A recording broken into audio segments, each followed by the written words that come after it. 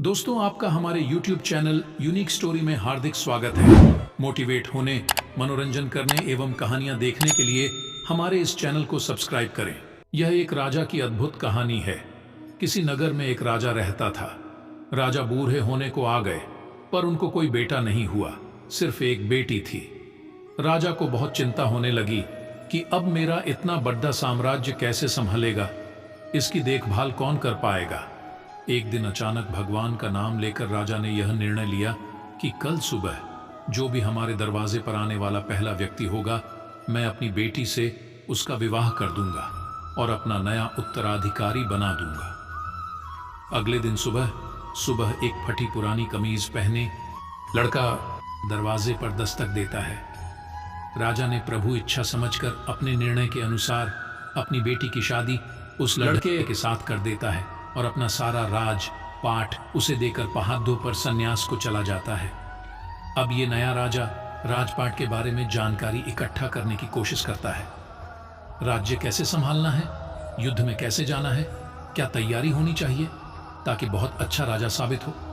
उसने अलग अलग काम अपने अलग अलग मंत्रियों को दे रखा था, जैसे राजकोष वित्त मंत्री को, सेना की बाग डोर सेनापति को, और ऐसे ही अन्य कई मंत्रियों को अपने मंत्रिमंडल में शामिल कर रखा था। नए राजा के संचालन में राज्य बहुत बढ़िया से चल रहा था। सारी प्रजा पुराने राजा की बहुत तारीफ कर रही थी कि क्या राजा चुना है महाराज ने। समस्त प्रजा के हमदर्द बनकर सदैव खड़े रहते हैं। यहाँ राज्यसभा के समस्त कमरे में समय समय पर सब आ जा सकते थे, लेकिन एक कमरे में सिर्फ राजा ही जाते थे। ये इस कोठरी में 10-15 दिन में जाते थे और किसी को जाने की अनुमति नहीं थी, यहाँ तक कि रानी को भी नहीं। अब समस्त दरबारियों को जिज्ञासा हुई कि आखिर इस कमरे में ऐसा क्या है कि कोई उसके अंदर देख भी नहीं सकता। जानने की इच्छा सभी को थी, लेकिन कोई पूछ नहीं पा रहा था। फिर बड़ी हिम्मत करके वित्त मंत्री ने पूछ लिया कि माफ कीजिएगा राजा साहब, लेकिन आखिर इस कमरे में प्रवेश वर्जित क्यों है, क्या है इस कोठरी में। राजा ने उन्हें डॉट दिया और कुछ नहीं बताया। कुछ दिन बाद सबने कहा कि अब सेनापति ही पूछ सकते हैं, इनकी बात राजा को माननी पड़ेगी। जब सेनापति राजा से कमरे के बारे में चर्चा किया तो राजा ने उन्हें भी कुछ नहीं बताया। यहाँ से सबके मन में एक ही विचार आ रहा था कि अब रानी ही हैं जो इस जिज्ञासा को समाप्त कर सकती हैं। सबने रानी से कहा कि आखिर इस कमरे में ऐसा क्या है कि महाराज आपको भी जाने की अनुमति नहीं देते। फिर क्या था, रानी ने तो एकदम जिद पकड़ डाली ली कि अब तो मुझे जानना है।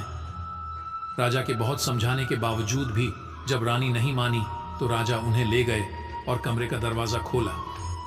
देखा तो उसमें कुछ भी नहीं था, एक फटी कमीज और कुछ फाटे कपड़े टंगे थे। सब ये देखकर हैरान थे। तो राजा ने बताया कि मैं अपने शुरुआत को याद करने के लिए यहाँ आता हूँ।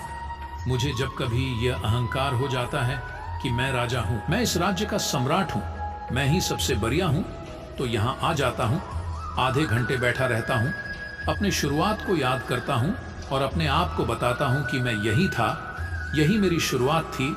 वो तो पुराने महाराज का शुक्र मनाओ कि मुझे राजा बना दिया।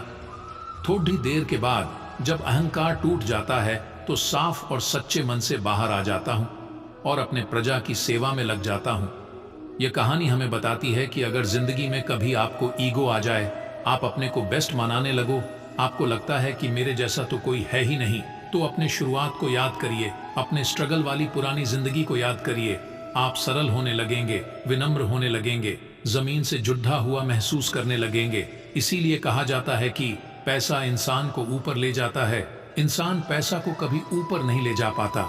तो अगर आप इस कहानी को और लोगों तक भी पहुंचाना चाहते हो तो इस वीडियो को लाइक करें ताकि YouTube इस वीडियो को और लोगों तक भी पहुंचाए। और अगर कहानी अच्छी लगी तो चैनल को सब्सक्राइब जरूर करना।